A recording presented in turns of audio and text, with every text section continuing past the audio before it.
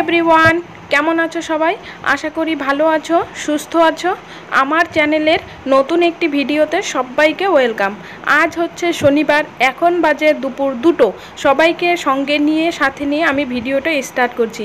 তো ফ্রিজে অনেক দুধ জমা হয়ে গেছিলো পুটলি পুটলি করে বাটিতে, আজকের একটু কালকের একটু করে করে, তাই ভাবলাম সবটুকু দুধ দিয়ে দুপুরবেলায় পায়েস করে দিই। মেয়ে একটু পায়েস খাবার জন্য বায়নাও করছিল, তো ভাবলাম পায়েসটা করি, তারপরে আমি আবার খাবার খাবো আর মেয়েকে নিয়ে যাব আজকে হচ্ছে স্কুলে। আর মেয়ের স্কুলে আজকে আছে বিজ্ঞান মেলা। বিজ্ঞান মেলাটা কি সেটা তোমাদের পরে বলছি, আগে হচ্ছে পায়েসটা রান্না করি। দেখো পায়েসটা আমার কথা বলতে বলতে হয়ে গেছে। আতপ চালার গাওয়া ঘি দিয়ে করলাম পায়েসটা, একদম ক্রিমি টাইপের, আর খেতেও কিন্তু টেস্টি। আর পায়েস যদি একটু জলকাটা হয় তাহলে আমি সেই পায়েসটা খাই না।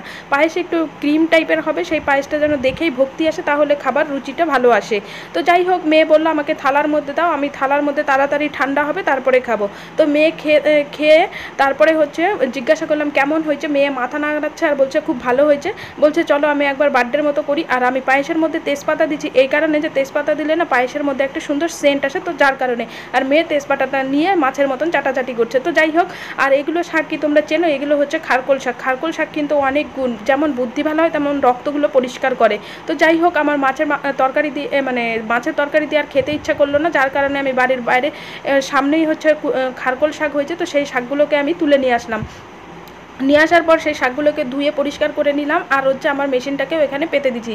তো মেশিনের ওপরেই শাকগুলোকে সুন্দর ঝিরিঝিরি করে কেটে নিচ্ছি। আর অত বড় বড় পাতা গোটা গোটা করে ভাজাও যাবে না, যার কারণে একটু কেটে দিচ্ছি। আর এই বাটাটা না দিয়ে গরম গরম ভাতের সঙ্গে খেতে কিন্তু খুব ভালো লাগে। তো আমি আজকে দিব ওই বাটার মধ্যে রসুন, তো যার কারণে রসুনের কোয়াগুলোকেও আমি সুন্দর করে ছুলে নিচ্ছি। আর খারকোল শাক হচ্ছে কিনতে পাওয়া যায় 4-5টা করে পাতা দিয়ে একটা মুঠি করে, আর একটা মুঠির দাম 10 টাকা নেয়। শহরের বাজারে তো সব কিছুই তোমার কিনতে হবে, কিন্তু কাকুর বাড়িতে হচ্ছে একটু ফাঁকা জায়গা আছে, যার কারণে ওই জায়গাটার মধ্যে হচ্ছে এই খারকোল শাকগুলো হয়েছে। তো আমার রসুন ছোলা হয়ে গেছে, এদিকে কড়াই বসানো হয়ে গেছে, কড়াই গরম হয়ে গেছে, কড়াইয়ের মধ্যে তেল দিয়ে রসুনগুলোকে দিয়ে দিলাম। আর হচ্ছে খারকোল পাতা বাটবো আমি কাঁচা লঙ্কা দিয়ে, যার কারণে কাঁচা লঙ্কা দিয়ে দিলাম, একটু কালো জিরা দিলাম। কালো জিরা না যে কোনো বাটার মধ্যে দিলে সুন্দর সেন্ট আসে। আর কালো জিরা বাটা খাওয়া কিন্তু শরীরের পক্ষে খুব ভালো। বাতের ব্যথা, জয়েন্টের গিটে গিটে যদি ব্যথা থাকে তাহলে সেই ব্যথাগুলো কিন্তু অনেকটা রিমুভ হয় এই কালো জিরা বাটা খাবার জন্য। আর যাদের হচ্ছে বেসিক্যালি সিজার বা কোনো কাটাছেঁড়া থাকে তাদের কিন্তু হচ্ছে কালো জিরা বাটাটা শুকনো খেতে বলে ডাক্তার নিজে থেকেই। তো যাই হোক, কালো জিরা দিলাম, পরিমাণ মতো লবণ দিলাম। এবার নাড়াচাড়া করবো সুন্দর করে, যখন শাকটা দমে যাবে তারপরে একটু ঢাকা দিয়ে দেবো। আর ঢাকা দেওয়ার পরে 5-7 মিনিটের মতন জাল হলে তারপরে দেখবা শাকগুলো কি সুন্দর ভাজা ভাজা হয়ে যাবে। আর শাক ভাজা হয়ে গেলে তারপরে এই শাকগুলোকে আমি শিলের মধ্যে নামাবো। আর এটা কিন্তু মিক্সচারের পেস্ট করলে এই খাবারটা ভালো লাগে না। মিক্সচারের পেস্ট হচ্ছে অন্যরকম টেস্ট হয়েছে, আর শিলে বাটা নিজের খাটনি করে সেই বাটাটা খেতে কিন্তু বেশি ভালো লাগে। তো যাই হোক, এখন বাটাগুলোকে ডিজিটাল বেগে একবারে ঝঙ্কনাকুর করে বাটা শুরু করব। আর কষ্ট করে ভাজা করছি, তো নিচে পড়ে গেছে, কেন ফেলে দেবো? এই জায়গাটা তো পরিষ্কারই মোছা, তো যার কারণে ওখান থেকে একটু তুলে নিলাম। আর দেখো বাটা হয়ে গেছে, আর বাটাটার কালার কি সুন্দর সবুজ হয়েছে। তো যাই হোক, আমার বাটাটাকে সব এক জায়গায় গোছাচ্ছি, আর একটু কাঁচা তেল দিয়ে মাখাবো। আমি যে কোনো বাটার মধ্যে একটু কাঁচা তেল দিয়ে মাখাই, তাহলে ওই কাঁচা তেলের যে একটা গন্ধ আসে সেই গন্ধটার সঙ্গে কিন্তু আমার খুব ভালো লাগে। তো যাই হোক, আমার তেল দিয়ে মাখানো হয়ে গেলে এখন বাটাটাকে বাটিতে তুলে নেব। আর অনেকে হচ্ছে এই শিলের মধ্যে লেগে থাকে না, সেই বাটা দিয়েও শিলের মধ্যে কিন্তু ভাত মেখে তারপরে খায়। তো আমি সেগুলো আর করবো না, আমি বাটির মধ্যে তুলে নিব। আর হচ্ছে শিলটাকে ধুয়ে সাইডে দাঁড় করিয়ে রাখবো। তারপরে হচ্ছে আমি ভাত মাখাবো, আর ভাত দিয়ে খাওয়া দাওয়া করে মায় বেটি রেডি হব। তারপরে যাব হচ্ছে স্কুলে। মেয়ের স্কুল আজকে ক্লাস হয়নি, ক্লাস বন্ধ ছিল, যেহেতু আজকে বিজ্ঞান মেলা। আর বিজ্ঞান মেলাটা হচ্ছে বাচ্চা কাচ্চাদের হচ্ছে বড় ক্লাসে যারা আছে আর কি, তাদের হচ্ছে মডেল সাজাতে হয়। তো এই যে সবাই মডেল সাজিয়ে নিয়ে এসছে, এবার এই ছেলেটা সাজাইছে। সাজানোর পরে একে যারা প্রশ্ন করবে তাদের ওই প্রশ্ন আর এই টপিকের উপরে হচ্ছে ওকে বুঝাতে হবে, মানে কি টাইপের টপিক করেছে আর এই টপিকের মধ্যে কি বুঝাতে চাচ্ছে সেই জিনিসটাকেই হচ্ছে বুঝাতে হবে। তো আমি মেয়েকে জিজ্ঞাসা করলাম তুই কোনো প্রশ্ন করবি? বলছে না। আমি বললাম সামনের বছর থেকে তোদেরও করতে হবে কিন্তু। তো মেয়ে বললো ঠিক আছে, দেখা যাবে পরে। তো ও মেয়ে যেহেতু 2-এ পড়ে, আর এই বিজ্ঞান মেলাটা হয় সাধারণত 3, 4, 5-এর করে, আর ওদেরটা হচ্ছে জুনিয়র স্কুল 5 পর্যন্ত, যার কারণে ওদের হচ্ছে 5 পর্যন্তই সমাপ্ত। তারপরে হাই স্কুল পাশে আছে, তো হাই স্কুলে হয়। তো আর এইদিকে দেখো ফিল্টার করছে পাথর, কাঠের গুঁড়ি টুড়ি আর কি যা দিয়ে মাটির কলসির মধ্যে, আর এই যে মাটির গ্লাসের মধ্যে হচ্ছে জলটা টপ টপ করে পড়ছে। মানে এক একজনকে এক এক রকম টপিক সিলেক্ট করে দিবে স্কুল থেকে, সেই টপিকের ওপরে তোমাকে মডেল বানাতে হবে, তারপরে তোমাকে চার্ট বানাতে হবে, তার উপরে হচ্ছে তোমাকে প্রশ্ন রেডি করতে হবে। আর এই যে দেখো স্কুলের গেট দিয়ে বাইরের যে ভিউটা সেটাও একটু ক্যামেরা করছিলাম, তো ভিউটা দেখতে খুব ভালো লাগছিল। আর বিজ্ঞান মেলাটা হতে হতে পুরো সন্ধ্যা 7টা পর্যন্ত হয়েছে।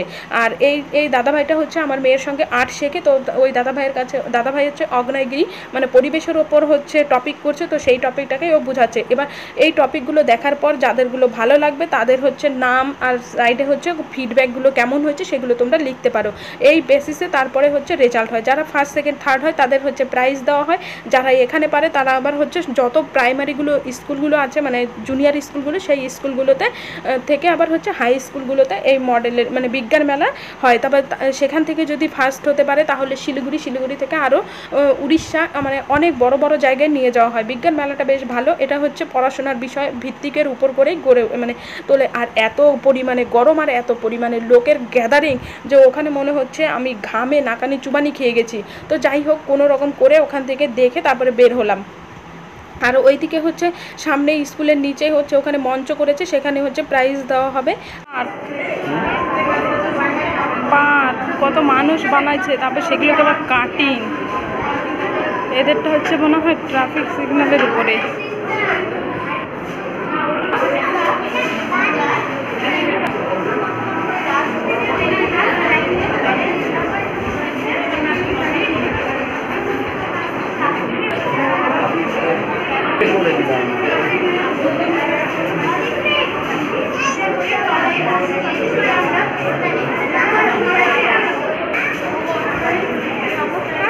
যাই হোক অনেক গরম ঠরম পার করে তারপরে মেয়ের স্কুল থেকে আমরা বের হয়ে গেলাম। আর ওখান থেকে আমরা চলে আসলাম সোজা হচ্ছে শপিং মলে।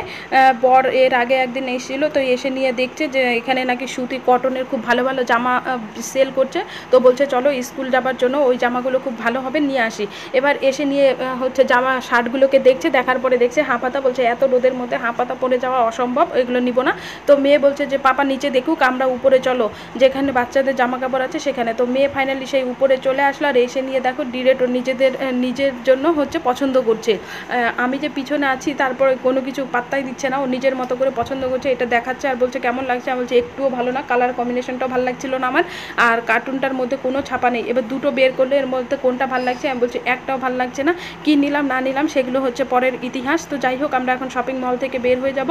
সেই বিকেলে বাড়ি থেকে বের হয়েছি আর এখন বাজে অনেকটাই রাত। তো মেয়ে বললো হচ্ছে আমরা হচ্ছে সবাই মিলে প্রথমে মোমো খেলাম। আর রাস্তার পাশে দাঁড়িয়ে মোমো খেতে কার কার ভালো লাগে তার অবশ্যই কমেন্ট করো। আমার কিন্তু রাস্তার পাশে দাঁড়িয়ে মোমো খেতে বেশ ভালোই লাগে। আর শনিবার মার্কেট বন্ধ থাকে, তবুও দেখো লোকের কত আনাগোনা, মনে হচ্ছে কোনো একটা বড় সড়ো মেলা হচ্ছে। তো যাই হোক মেয়ে হচ্ছে মোমো খেলো, তারপরে ফুচকা খেলো, আর হচ্ছে এদিকে কুলপি খেলো। তো মেয়ে হচ্ছে যখনই রাস্তা দিয়ে পাস হয় তখনই হচ্ছে ওর কুলপি খেতে হয়। তো যাই হোক এই পর্যন্ত ভিডিওটা, টাটা, সবাই ভালো থেকো সুস্থ থেকো। আমরা এখন বাড়ির উদ্দেশ্যে